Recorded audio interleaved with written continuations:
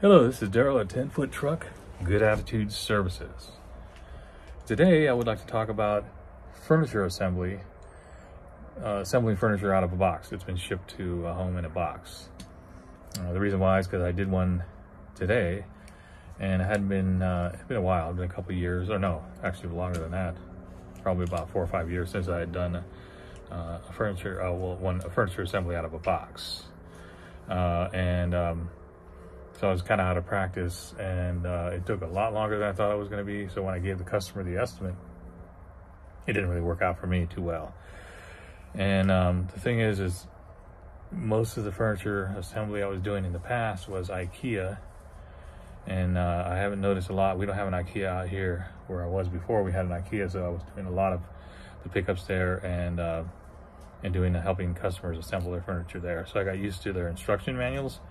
And their instruction manuals are really fairly clear, fairly easy to follow.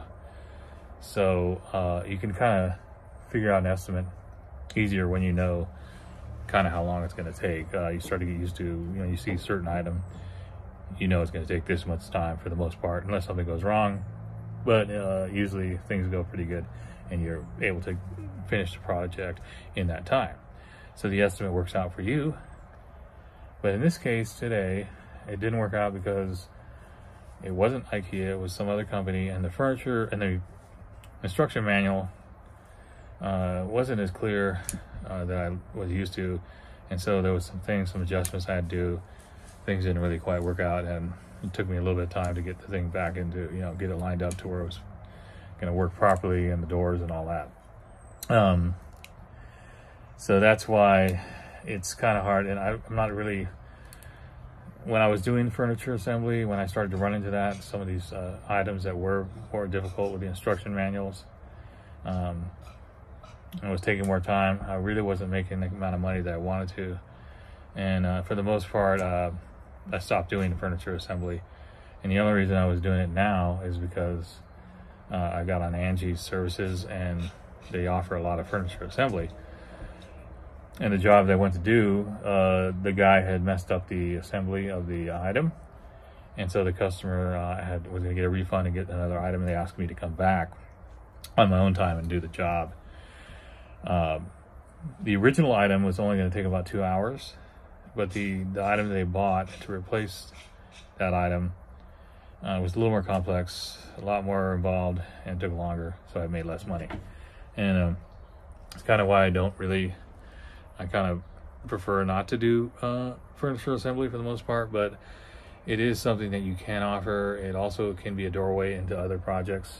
For instance, today, after I was done with the job, they wanted my card, they wanted to know what other services I provide, and of course they're going to file that away, and whenever they possibly need hauling or moving or junk hauling, since they trust me and they saw my work, then they might call me for that. So it can be a doorway into other types of, for referrals or for callbacks or for other types of work, or just another side job to make money when you're slow. So, it's the more you do it, the more practice you get at doing those and reading those manuals. Of course, you're going to get more efficient at it. Because what I've learned is that if you don't go step by step and keep everything organized and follow those steps, precisely, you could run into a problem. So, and some of the items you'll get, if you've done those before, then of course you're going to start to recognize the pattern, and you'll get it done. You'll complete the job faster than if it's your first time assembling that item. So, yeah, it's I don't know if I'm going to do I don't know if I'm going to advertise furniture assembly. I may do one here and there, like I said, just to maybe to open the doorway for other types of work. It's a way to go out and meet customers and in that sense. But for the most part, I'll be honest, you're really only going to make about $20 an hour. That's at least me. I'm not the best assembler, so maybe if you're really good at it and you're more efficient than I am, you might maybe 30 an hour, who knows, maybe 40, depending on how fast you are and how good you are with that kind of work. But for me, it's mostly like, Like today, I think I was lucky to make 16 something an hour because I'd spent so much time trying to readjust the item. It was had to take the drawers out, redo the drawers, and that kind of thing. I wasn't really clear on the instructions, so by the time I was done, I think I made like 16 something an hour. And so it's not a lot of money, but I did, before I was making like 20 an hour when I was doing it. I don't know if I've ever made more than that. Maybe 30 an hour I've done it. But like I said, you know, when you're doing a junk haul or you're doing a move or a delivery, you're more making like 80 to 100 an hour and more. So when you're doing those furniture assembly jobs, it's not going to be like that big money where you're doing it a junk haul or a delivery or a moving labor. But like I said, they kind of all go together sometimes. People are moving. A lot of times they get rid of a lot of their stuff before they move, and then they order a bunch of stuff. Because I had that happen where I helped a guy who was moving from an out of state, and he basically just moved his clothes and some of his important artifacts and things that he had, like museum stuff. Like he had like paintings and things that he, you know, family heirlooms, the things you don't want to get rid of. But he really got rid of most of his furniture. And then when I was unpacking his stuff, he had me go over to IKEA and pick up the majority of his new furniture was out of IKEA. So I just assembled the whole house, and I assembled his library and all his shelves and his hobby and his offices and so forth. So it really it turned into a lot of work, and it's like a job. I mean, I was going there every day and assembling more things. So that's what I'm saying. A lot of times when you're doing moving labor or moving, you may run into that where the person, if they know that you can assemble stuff, they may want to hire you to assemble some of the stuff they're getting shipped there, and so forth.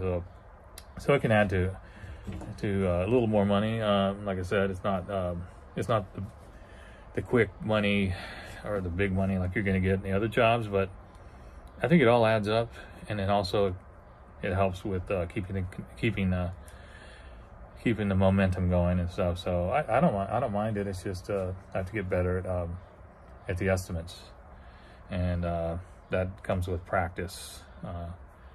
The more you do these type of things, of course, the better and the more efficient you're going to get, and the better you're going to be able to get to estimate it. And I really don't know anybody else who does like full-time. I think I was reading an article about one guy years ago that had started a business doing mainly a furniture assembly, but he was pretty close to an IKEA store, and we don't have one here. But what I've noticed a lot is people are buying through like Walmart, Target, and these other websites. They're mainly getting it delivered, you know, to their house. They're not going to like an IKEA store. But if you had an IKEA store near you, yeah, you could get a lot of business doing that. I know there's people that do that as a business. So I want to look into it if you like that kind of work. And it's just another alternative. It's another part of my services I do. And, or maybe, I mean, I think in that sense, it's going to be really part-time for me for any kind of assembly work. It's probably going to be here and there, not something that I market. I don't put it on my website, or my Google site. But like I said, you'll run into people who will ask you about it. There's another one coming up. They've been contacting me about for assembling some beds, but like these are like the hydraulic ones. Like I used to deliver for a chair store, and we did a lot of those lift chairs. And in that sense, you know, you had to know how to pull those apart, take them apart when you're moving around. They had mechanisms and stuff. And some of the big motorized recliners, the big sofas, sometimes you had to take those apart. And it wasn't like a lot of assembly, but you know, you had to learn how to do that. So there's always some kind of assembly when you're doing moving, either disassembling beds, assembling beds, taking apart cabinet, you know, certain cabinets or like shelving, that kind of thing.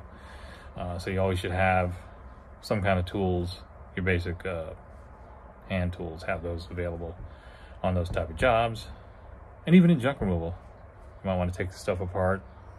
Like I did a job just last week where I took apart an entire, it was like this huge cabinet. And it was extremely heavy, and there's no way I was going to saw this thing in half or anything, or bust it with a hammer. It was just made out of like really super solid, like that compressed wood. It's just, and it's had like veneer. So I just took all the screws apart, took everything out with my